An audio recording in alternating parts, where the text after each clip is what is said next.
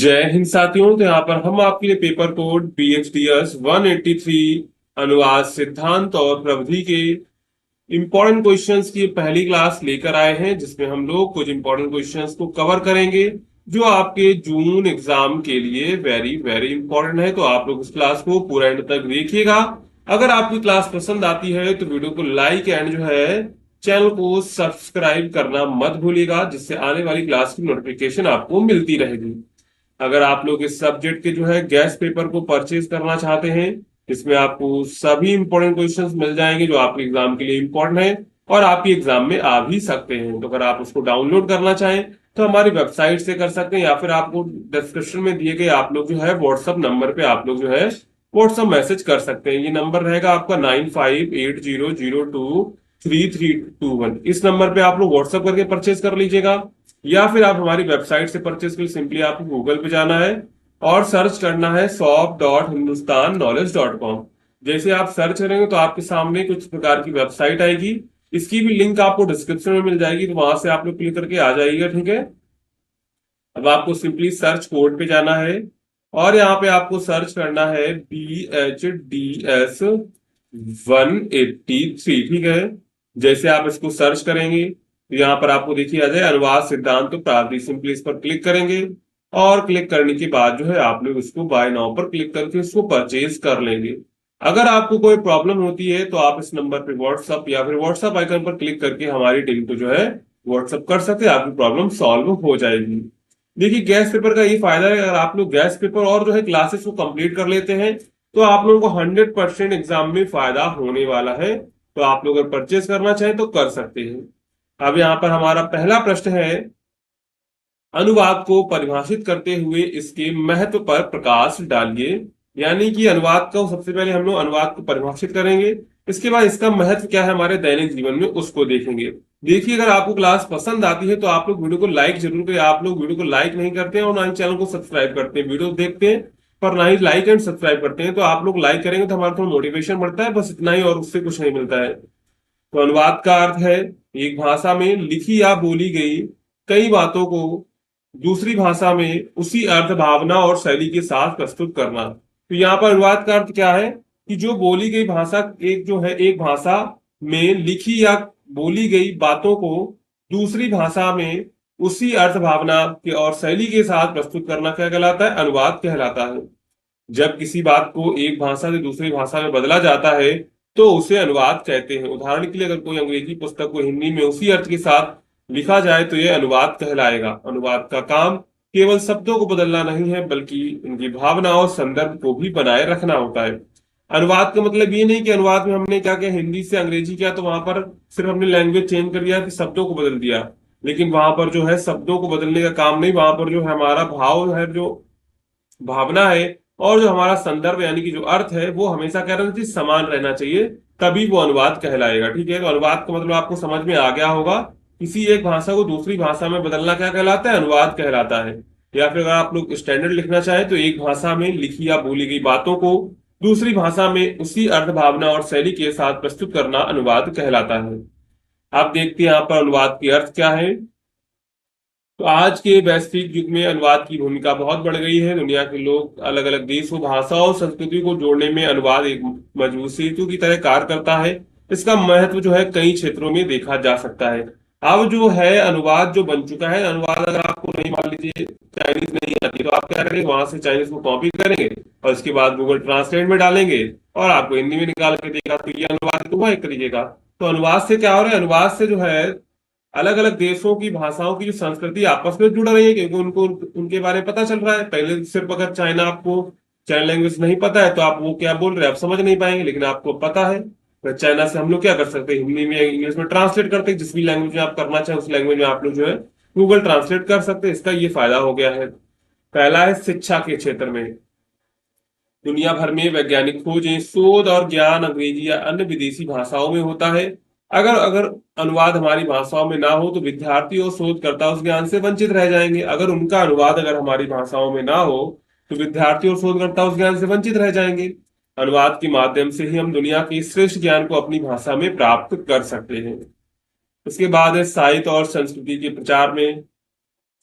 हर देश और भाषा का अपना साहित्य होता है जो उस समाज की संस्कृति, सोच और परंपराओं को दर्शाता है। जब इन साहित्यिक कृतियों का अनुवाद दूसरी भाषाओं में होता है तो वह पूरी दुनिया तक पहुंचती है। इससे हम एक दूसरे की संस्कृति को समझते हैं और सांस्कृतिक आदान प्रदान होता है। जैसे तुलसीदास की रामचरितमानस या टैगोर की रचनाएं अब अन्य भाषाओं में भी अनुवादित हुई हैं, जो पूरी दुनिया में लोगों ने उनको सराहा है। इसके बाद व्यापार और अंतर्राष्ट्रीय संबंधों में भी जो अनुवाद का प्रयोग होता है। आज भारत और अन्य देशों के बीच व्यापार, पर्यटन और कूटनीति बढ़ गई है। इससे अनुवाद की भूमिका महत्वपूर्ण हो जाती है। विदेशी ग्राहकों, कंपनियों और सरकारों से संवाद करने के लिए दस्तावेजों, अनुबंधों या विज्ञापनों का अनुवाद आवश्यक होता है। यह काम काज को जो सुचारू रूप प्रदान करता है। इसके बाद चिकित्सा और विज्ञान में भी इसका प्रयोग होता है। चिकित्सा और विज्ञान के क्षेत्र में निरंतर नए शोध और तकनीकें सामने आती हैं। ये अक्सर अंग्रेजी या अन्य भाषाओं में होती है। जब उनका अनुवाद स्थानीय भाषाओं में होता है तो डॉक्टर, वैज्ञानिक और आम लोग भी उसका जानकारी का लाभ उठा सकते हैं। इससे क्या होता है? इससे जीवन रक्षा और स्वास्थ्य सेवाओं में सुधार होता है। इसके बाद है सामाजिक और कानूनी क्षेत्र में भी इसका प्रयोग होता है। सरकारी दस्तावेज, नीतियां, कानून जब क्षेत्रीय भाषा में अनुवादित होते हैं तो आम नागरिक उन्हें बेहतर समझ पाते हैं। यह लोकतंत्र को मजबूत बनाता है और लोगों को उनके अधिकारों की जानकारी मिलती है। इसके बाद यहाँ पर निष्कर्ष लेंगे और अपना आंसर समाप्त करेंगे। ठीक है। अनुवाद केवल भाषाओं को जोड़ने का साधन नहीं है, यह विचारों, संस्कृतियों और ज्ञान को साझा करने का माध्यम भी है। यह हमें एक दूसरे को समझने, सीखने और साथ आगे बढ़ने में मदद करता है। इसलिए अनुवाद का महत्व बहुत बड़ा है और यह आधुनिक समाज की एक अनिवार्य आवश्यकता बन गया है। यानी अनुवाद का जो है ना, अनुवाद जो विशेष रूप से क्या हो गया, संस्कृतियों, विचारों और ज्ञान को साझा करने का माध्यम बन चुका है। क्योंकि पहले लोग जो है चाइनीज नहीं जान चाइना चाइना की लैंग्वेज नहीं जानते, यानी कि चाइनीज नहीं जानते थे, तो वो लोग चाइना में नहीं जाते थे क्योंकि उनको वहां पे समझ में नहीं आने वाला है कि वो लोग क्या बोल रहे हैं। तो यहाँ पर क्या होता है कि अब आप गूगल ट्रांसलेट का यूज कर सकते हैं। ठीक है। जिससे हम लोग जो है लैंग्वेज को ट्रांसलेट आसानी से कर सकते हैं कि वहां पर क्या लिखा हुआ है। यहाँ पर हमने पहला क्वेश्चन अच्छे से कवर कर लिया। अगर आपको पहला प्रश्न अच्छे से समझ में आया है तो वीडियो को लाइक कर दीजिए और जो है चैनल को सब्सक्राइब कर दीजिए। अब यहाँ पर हमारा दूसरा प्रश्न है, मीडिया में अनुवाद के समय किन किन बातों का ध्यान रखना आवश्यक है। ये आपके जो भी प्रश्न है पीवाईक्यू से लिए गए हैं। ठीक है। मीडिया हमारे समाज का एक महत्वपूर्ण हिस्सा है। यह समाचार, मनोरंजन, शिक्षा और जानकारी का माध्यम होता है। आज के समय में जब दुनिया एक ग्लोबल विलेज बन चुकी है तो मीडिया सामग्री को एक भाषा से दूसरी भाषा में अनुवादित करना जरूरी हो गया है ताकि ज्यादा से ज्यादा लोग उस तक पहुंच सके। लेकिन मीडिया में अनुवाद करते समय कुछ खास बातों का ध्यान रखना बहुत जरूरी होता है, क्योंकि यह केवल शब्दों का अनुवाद नहीं होता है बल्कि भाव, संदर्भ और संस्कृति का भी अनुवाद होता है। यानी कि आपको क्या करना है, जब भी अनुवाद कर रहे हैं तो याद रखना है कि अनुवाद में कोई गलती ना हो, क्योंकि यहाँ पर शब्दों का बदलाव नहीं हो रहा है बल्कि अगर आपने भावनाओं को बदल दिया, हिंदी में कुछ कहा गया था, इंग्लिश में आप ट्रांसलेट किया तो उसका अर्थ कुछ निकल रहा है। तो इससे क्या होता है, इससे जो है भाव या संदर्भ या संस्कृति का अर्थ बदल जाता है। आप देख लें, संदर्भ का ध्यान मतलब कॉन्टेक्स्ट आपको ध्यान रखना है। मीडिया सामग्री अक्सर किसी विशेष सामाजिक, सांस्कृतिक या राजनीतिक संदर्भ में होती है। अगर अनुवाद जो है संदर्भ को नहीं समझेगा तो अर्थ का अनर्थ हो सकता है। जैसे किसी देश की राजनीतिक घटना का अनुवाद करते समय उसके ऐतिहासिक और सामाजिक पहलू को समझना जरूरी होता है। इसके बाद है संवेदनशीलता का ध्यान रखना। मीडिया में कई बार धर्म, जाति, लिंग और राजनीति जैसे संवेदनशील मुद्दों पर बात की जाती है। ऐसे में अनुवाद करते समय यह ध्यान रखना जरूरी होता है कि किसी समूह की भावनाएं आहत ना हो। गलत शब्दों या भावों का प्रयोग सामाजिक विवाद का जो है कारण बन सकता है। उसके बाद है भाषाई शैली और टोन। मीडिया सामग्री की भाषा आमतौर पर सरल, स्पष्ट, संवेदनात्मक होती है। अनुवाद करते समय उसी शैली को बनाए रखना चाहिए। अगर एक समाचार रिपोर्ट है तो उसकी भाषा तटस्थ होनी चाहिए और अगर यह मनोरंजन कार्यक्रम है तो उसमें हल्के फुल्के शब्दों का प्रयोग किया जाना चाहिए।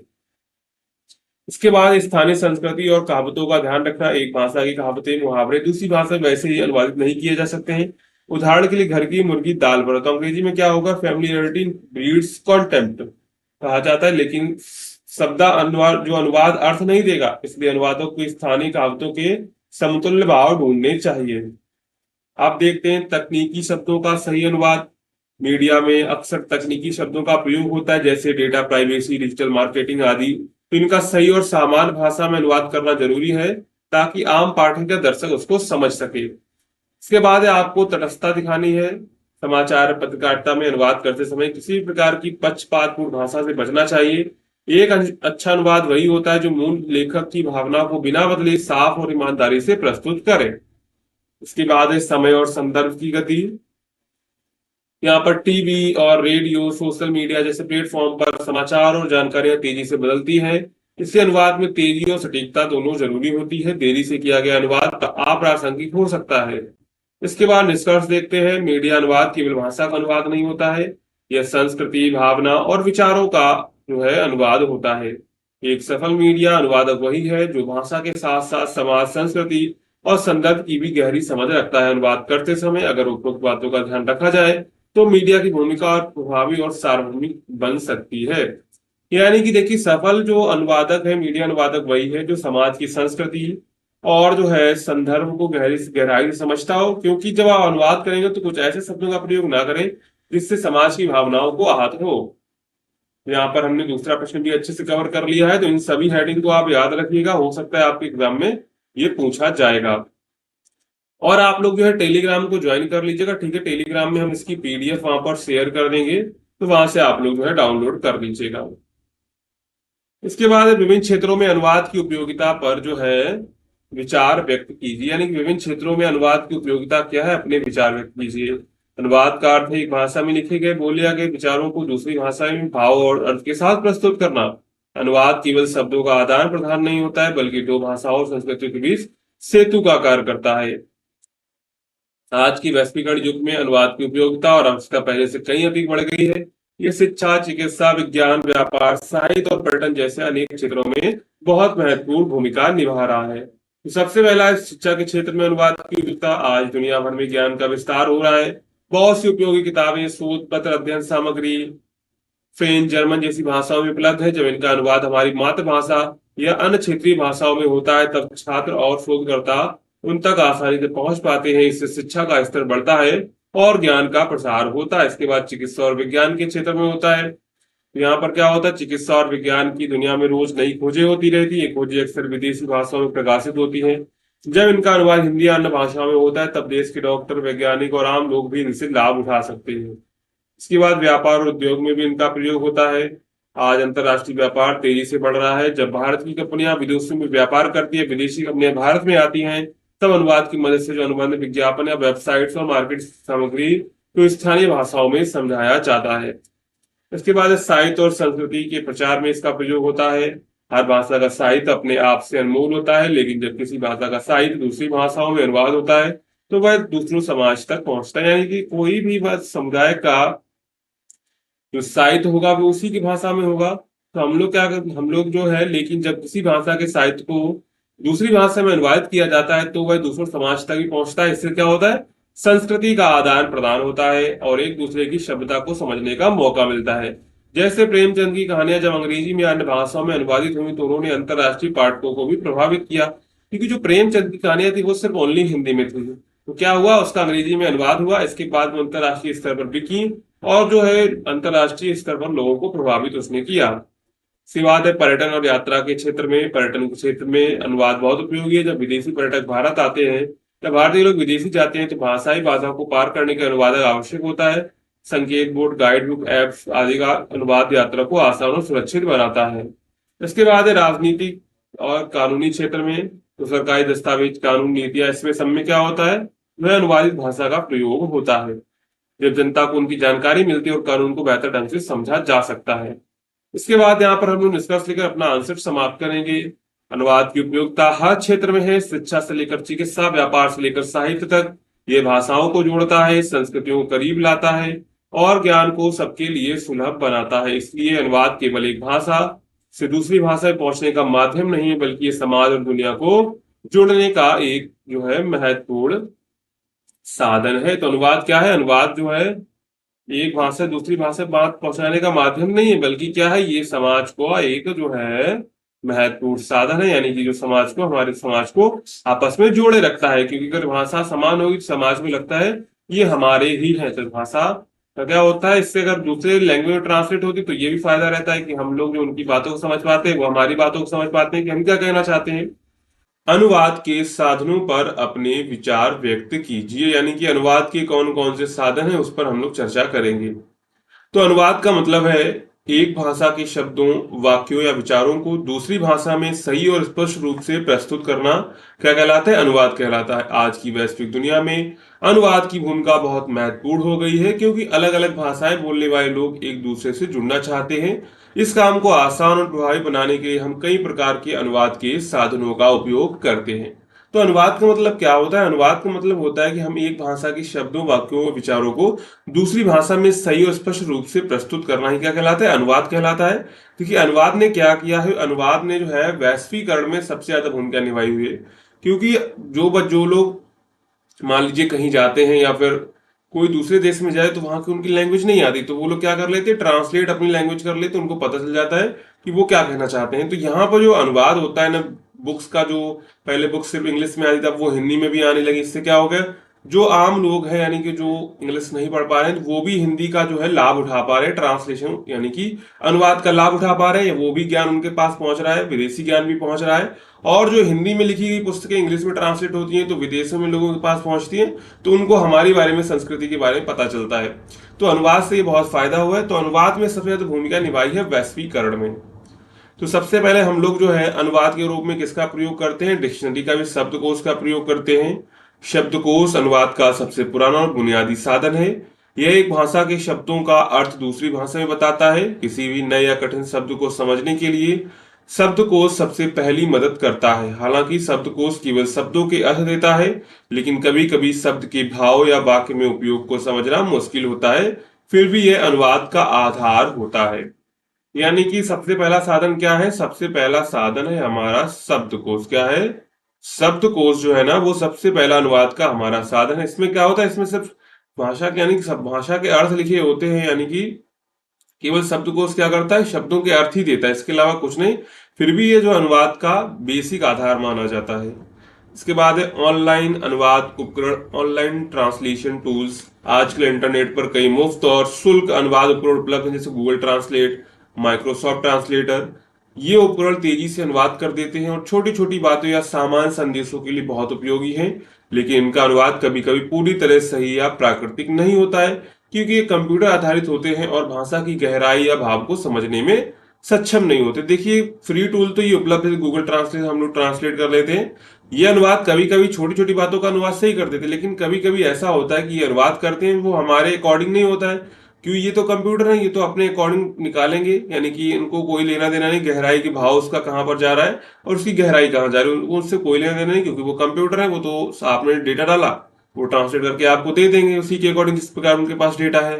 तो यहाँ पर जो होता है, कभी कभी कंप्यूटर क्या करता है? सही रूप से डेटा नहीं या फिर प्राकृतिक नहीं देता है, जो हमारी भाषा की गहराई और भाव को समझने में सक्षम नहीं होते हैं। अब हम लोग मानव ट्रांसलेशन यानी कि ह्यूमन ट्रांसलेटर्स। तो सभी साधनों में सबसे बेहतर और भरोसेमंद तरीका क्या है? मानव अनुवादक होता है। एक अच्छा अनुवादक भाषा के साथ साथ उसकी संस्कृति, संदर्भ और भाव को भी समझता है, इसलिए वह ज्यादा सही, सटीक और प्रभावशाली अनुवाद कर पाता है। हालांकि यह तरीका महंगा और समय लेने वाला हो सकता है, लेकिन उच्च गुणवत्ता वाले काम के लिए इसे प्राथमिकता दी जाती है। यानी कि सबसे अच्छा जो अनुवादक माना जाता है वो मानव ही माना जाता है। भले ही इसमें ज्यादा सटीक और प्रभावशाली जो है वो क्या कहते हैं ट्रांसलेशन होता है, लेकिन इसमें एक समस्या रहती है कि ये तरीका जो है महंगा और समय लेने वाला होता है। लेकिन ये क्या करता है? उच्च गुणवत्ता वाले काम के लिए इसे प्राथमिकता दी जाती है। यानी कि जो सबसे सही और सटीक जो अनुवाद होगा वो सिर्फ जो है ह्यूमन ही कर सकता है, क्योंकि वो भाव को भी समझता है, गहराई को भी समझता है और वो उस चीज को भी समझता है कि इसका ट्रांसलेशन कहां पर जाएगा। तो ये जरूर महंगा जरूर होता है और समय लेने वाला भी होता है, लेकिन ये जो है सबसे सटीक और प्रभावशाली अनुवाद होता है। इसके बाद है अनुवाद सॉफ्टवेयर, ट्रेनिंग ट्रांसलेशन सॉफ्टवेयर। विशेष सॉफ्टवेयर जैसे CAT tools, computer assistant translation tools अनुवादकों की मदद करते हैं। ये सॉफ्टवेयर अनुवाद की प्रक्रिया को तेज और संगठित बनाते हैं। इनमें पहले किए गए अनुवाद का भंडार होता है, जिसमें बार बार एक जैसे वाक्यों का अनुवाद एक जैसा होता है और समय बचता है। इसके बाद है मशीन अनुवाद। मशीन अनुवाद कृत्रिम बुद्धिमत्ता यानी कि एआई और मशीन लर्निंग का उपयोग करता है। यह बड़े पैमाने पर दस्तावेजों का त्वरित अनुवाद कर सकता है। भविष्य में इसकी क्षमताएं और बढ़ेगी, लेकिन फिलहाल यह भावनाओं, मुहावरों और जटिल वाक्यों को ठीक से समझने में सीमित है। देखिए मशीन है, मशीन जो है मानव से हमेशा ही सीमित रहेगी। वो मानव के इतना जो है भावनाओं को कनेक्ट नहीं कर पाएगा कभी भी। तो ये तो आप मान के चलिए कि ये जो है अनुवाद होगा कभी भी मानव की तुलना में श्रेष्ठ नहीं हो पाएगा। अब यहाँ पर फाइनल निष्कर्ष लेकर अपना आंसर समाप्त करेंगे। तो अनुवाद के साधन आज के समय में अत्यंत जरूरी हैं। ये हमें भाषाई बाधाओं को पार करने और दुनिया से जुड़ने में मदद करते हैं। हालांकि तकनीकी साधनों ने अनुवाद को आसान और तेज बना दिया है, लेकिन अभी भी मानव अनुवादक की भूमिका महत्वपूर्ण बनी हुई है, क्योंकि भाषा केवल शब्द नहीं है बल्कि भाव और संस्कृति भी होती है। इसलिए अनुवाद के साधनों का सही संयोजन और समझ आवश्यक है, ताकि हम सटीक और प्रभावशाली और स्वाभाविक अनुवाद कर सकें। तो यहाँ पर क्या है, यहाँ पर यह है कि जो भाषा होती है वो केवल शब्द नहीं होते बल्कि वहाँ की भाव संस्कृति भी होती है। इसलिए जो गूगल ट्रांसलेट करेगा वो तो सिर्फ क्या करेगा, भाषा के अकॉर्डिंग ट्रांसलेट कर देगा। लेकिन अगर कोई ह्यूमन करेगा तो वो वहाँ की भाव और संस्कृति के अनुसार ट्रांसलेशन करेगा। इसलिए सबसे अच्छा जो अनुवाद माना जाता है वो माना जाता है मानव अनुवाद। ठीक है, यहाँ पर हमने पहला प्रश्न अच्छे से कवर कर लिया है। अगर आपको पहला प्रश्न अच्छे से समझ में आया है तो आप लोग वीडियो को लाइक कर दीजिए और जो है टेलीग्राम को ज्वाइन कर लीजिए। ठीक है, टेलीग्राम पर हम इसकी ये वाली पीडीएफ है जो डाल देंगे, तो अगर आप डाउनलोड करना चाहें तो टेलीग्राम से डाउनलोड कर लीजिएगा। ठीक है, अब चलते हैं वापस अपने दूसरे प्रश्न पर। तो यहाँ पर हमारा दूसरा प्रश्न क्या है, कथा साहित्य के अनुवाद की चुनौतियों पर प्रकाश डालिए। तो कथा साहित्य का अनुवाद करना बहुत महत्वपूर्ण और साथ ही बहुत मुश्किल काम होता है। जब हम किसी भाषा की कहानियों को दूसरी भाषा में अनुवाद करते हैं तो हमें सिर्फ शब्दों का ही नहीं बल्कि कहानी की आत्मा, भावनाएं और सांस्कृतिक संदर्भों का भी ध्यान रखना पड़ता है। इस प्रक्रिया में जो है कई चुनौतियां आती हैं। देखिए कोई भी साहित्य का अगर आप मान ली कथा या कहानी का ट्रांसलेशन कर रहे हैं तो वहां पर सिर्फ भाषा का ट्रांसलेशन नहीं हो रहा है, लैंग्वेज नहीं बदल रही है, बल्कि वहां पर जो है आपको याद रखना है कि जो कहानी की आत्मा, भावनाएं और जो वो संदेश देना चाहती है वो नहीं बदलना चाहिए। शब्द बदल रहे हैं इसका मतलब ये नहीं कि उनका अर्थ बदल जाएगा, शब्द बदलेंगे पर उनका अर्थ नहीं बदलेगा। तो सबसे पहली चुनौती है भाषा की शैली और भावनाएं। कथा साहित्य में लेखक की अपनी खास शैली होती है। कहानी के शब्द, वाक्य, भावों का असर पाठकों पर गहरा होता है। अनुवादक को इसे दूसरी भाषा में उसी तरह प्रस्तुत करना होता है ताकि पाठक भी वह अनुभव कर सके। लेकिन हर भाषा की अपनी शैली और भाव अभिव्यक्ति होती है, इसलिए अनुवाद करते समय लेखक की भावनाओं को खोना या गलत समझना आसान होता है, क्योंकि जो कहानी हिंदी में लिखी गई है या जैसे शब्दों में लिखी गई उसको जो है जब हम लोग इंग्लिश में ट्रांसलेट करेंगे तो इंग्लिश की शैली दूसरी है, तो वो उसके अकॉर्डिंग लिखेगा, तो वहां पर वो भावना या फिर जो है गहराई वहां पर नहीं देखी जा सकती है। तो यहाँ पर जो है भावनाएं खो सकती हैं। ठीक है, इसके बाद है सांस्कृतिक मतभेद। कथाएं अक्सर उस समाज और संस्कृति की झलक देती हैं जहां से वे आई हैं। उनमें लोगों की सोच, रीति रिवाज, परंपराएं, कहावतें और सामाजिक नियम होते हैं। जब इनका अनुवाद दूसरी भाषा में किया जाता है तो कुछ बातें संस्कृति के पाठकों के लिए अजीब या समझ से बाहर हो सकती हैं। अनुवादक को इन सांस्कृतिक अंतर को समझकर सही अनुवाद करना होता है या कभी कभी व्याख्या भी जोड़नी पड़ती है।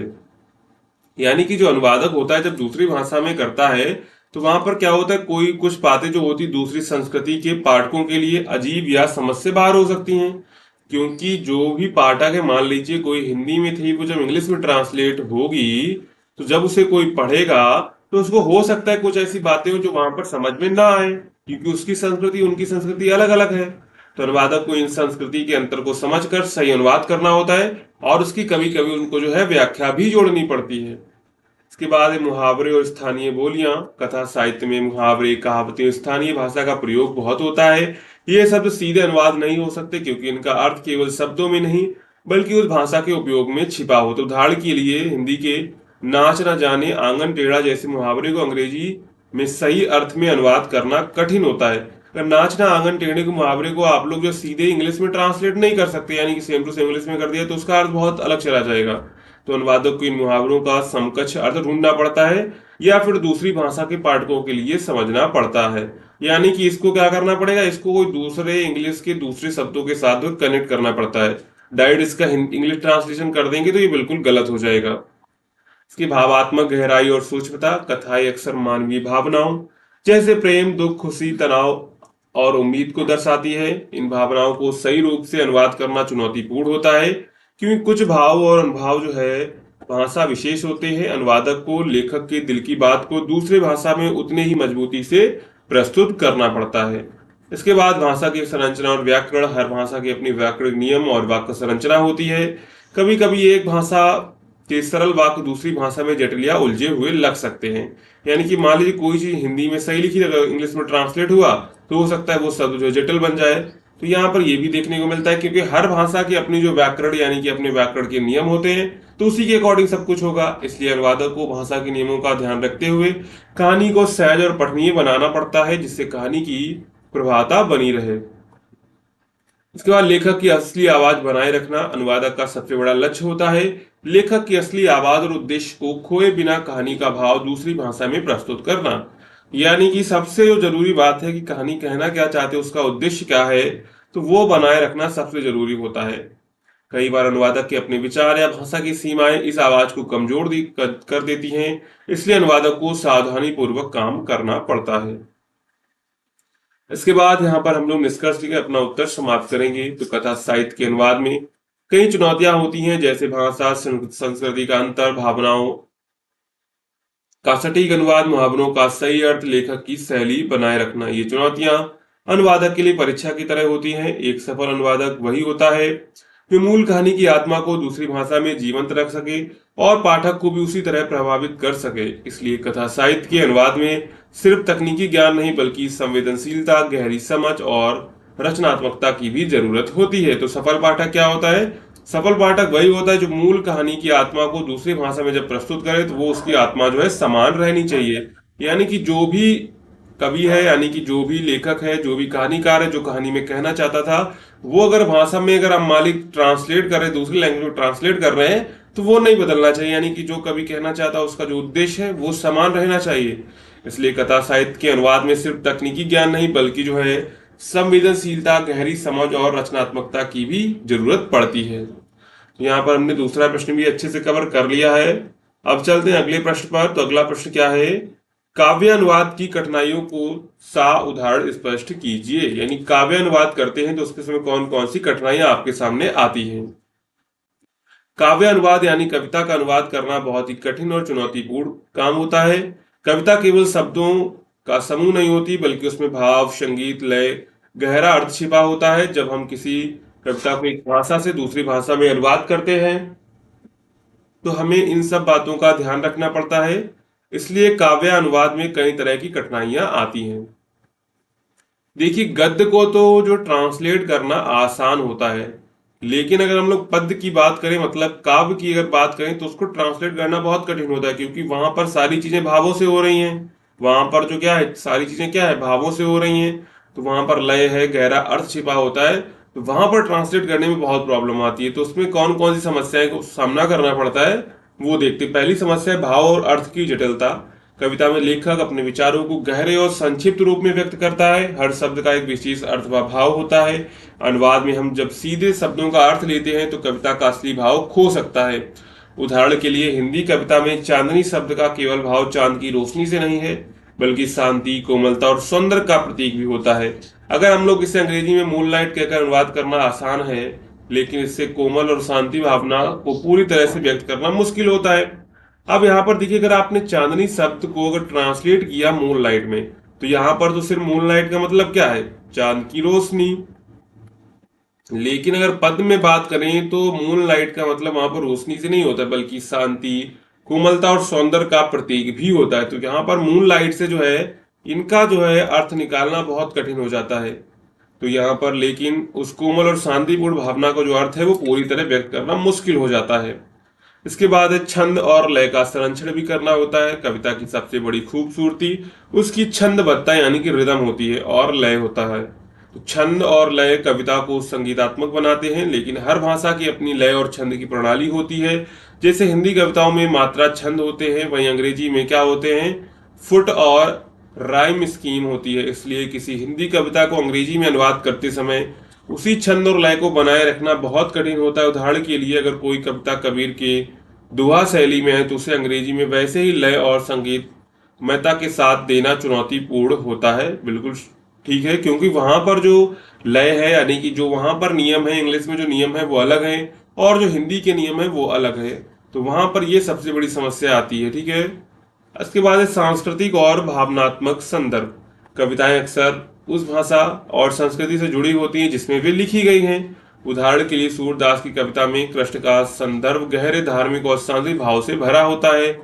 इसे किसी दूसरी भाषा में अनुवाद करते समय उस सांस्कृतिक भाव को समझाना और पाठकों तक पहुंचाना बहुत कठिन होता है। अगर इसे सीधे अनुवाद किया जाए तो उसका अर्थ बहुत सामान्य या अलग लग सकता है। यानी हमने मान लीजिए हिंदी में रचनाएं लिखी हैं, हमने क्या गूगल ट्रांसलेट डाला और सीधे इंग्लिश में ट्रांसलेट कर, तो वहां पर उसका अलग अर्थ निकलेगा, ठीक है। तो यहाँ पर ये याद रखना है कि यानी जो अनुवादक होता है उसको ये सबसे बड़ी प्रॉब्लम आती है काव्य में कि वो जो उसका भाव है, अगर वो सीधे ट्रांसलेट कर देगा तो उसका जो है भाव वहां पर बदल जाएगा, ठीक है।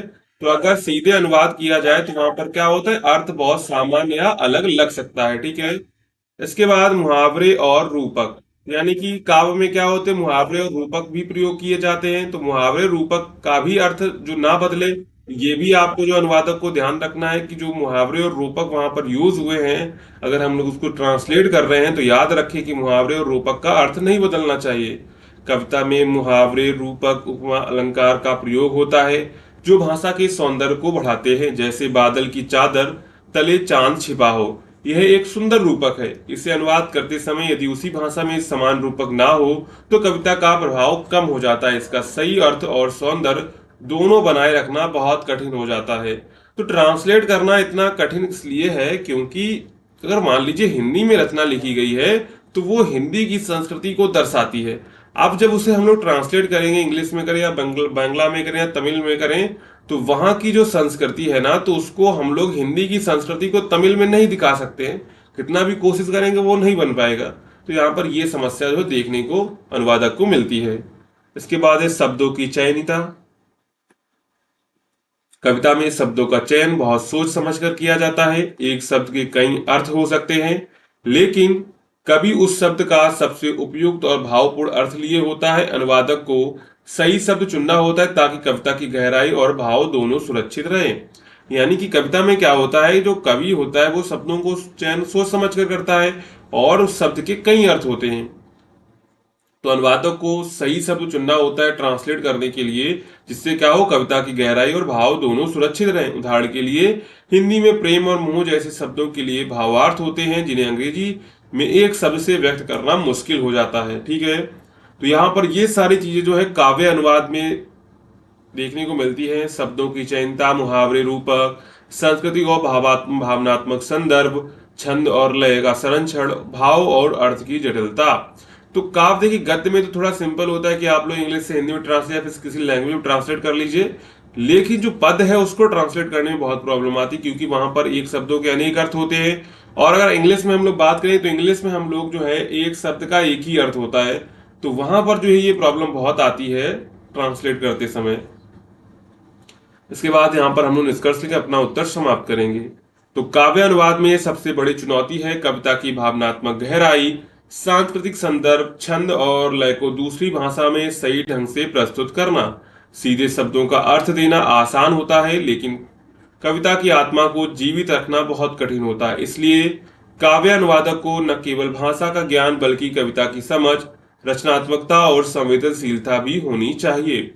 उदाहरण के लिए अगर हम मीराबाई के दोहे को अंग्रेजी में अनुवाद करें तो जैसे मेरे तो गिरधर गोपाल दूसरो ना कोई, इसे अगर हम लोग सीधे अनुवाद करते I have only Girdhar Gopal no one else, तो यह भाव और गहराई को पूरी तरह से नहीं दर्शाता। इस अनुवाद में मीराबाई की भक्ति और प्रेम की तीव्रता कम हो जाती है। वही हिंदी में देखो, मेरो तो गिरधर गोपाल दूसरो ना कोई, तो यहाँ पर जो है भाव आ रहा है ना, जो भाव वो इंग्लिश में नहीं आ रहा, I have only Girdhar Gopal no one else. तो यहाँ पर जो भाव आ रहा है हिंदी में वो भाव अंग्रेजी में नहीं आ रहा है। तो यहीं पर ये सबसे बड़ी प्रॉब्लम हो जाती है। तो इसलिए काव्य अनुवाद में सटीकता और सौंदर्य दोनों को बनाए रखना सबसे बड़ी चुनौती होती है। यहाँ पर हमने टोटल 3 प्रश्नों को कवर किया हुआ है जो आपके एग्जाम के लिए इंपॉर्टेंट है। तो अगर आपको ये क्लास पसंद आई हो तो वीडियो को लाइक करिएगा, चैनल को सब्सक्राइब करिएगा, टेलीग्राम चैनल को ज्वाइन करना मत भूलिएगा, ठीक है। मिलते हैं अगली क्लास में।